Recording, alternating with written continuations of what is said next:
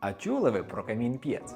Що таке камін-п'єц? Камін конвекційного типу, який виділяє велику кількість тепла з поверхні. Сама висока температура знаходиться в димових газах. Димові гази передають частину теплової енергії на акумулятивну масу. І акумулятивна маса, в даному випадку у нас шамотні блоки, передають те тепло вам як користувачу. Тобто, що ми отримуємо? Каміном ми попалили, вогонь в каміні вже погаснув, а камін далі гріє. Камін Брюнер, серія Steel камін. Це є прямий камін, ширина його 88 см, висота 53 см.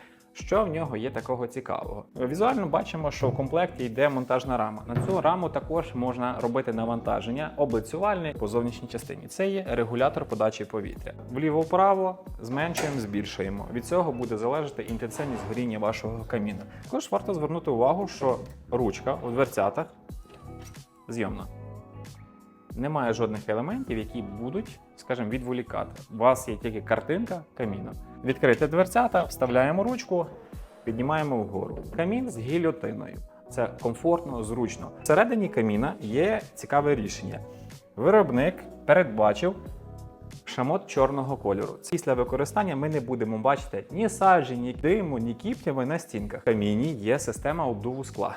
Тобто тут встановлена спеціальна пластина, через яку йде 70% загальної кількості повітря, яка подає на внутрішню частину скла, і скло завжди залишається чистим. Звичайно, при умові, коли вологість дров в межах норми, а норма в нас 20%. Також в каміна є система допалювання газів. Це дозволяє, скажімо, збільшити ефективність каміна і коефіцієнт корисної дії. Для того, щоб обслуговувати в майбутньому камін, все ж таки протерти, почистити скло, ми можемо, натиснувши на одну клавішу, дверцята каміна відкриваються під кутом. Ущільнювач використаний преміального виробництва, він амортизує. Це дозволяє максимально герметизувати камін. Необхідний стильний класичний камін з акумулятивною масою. Подійдіться до нас.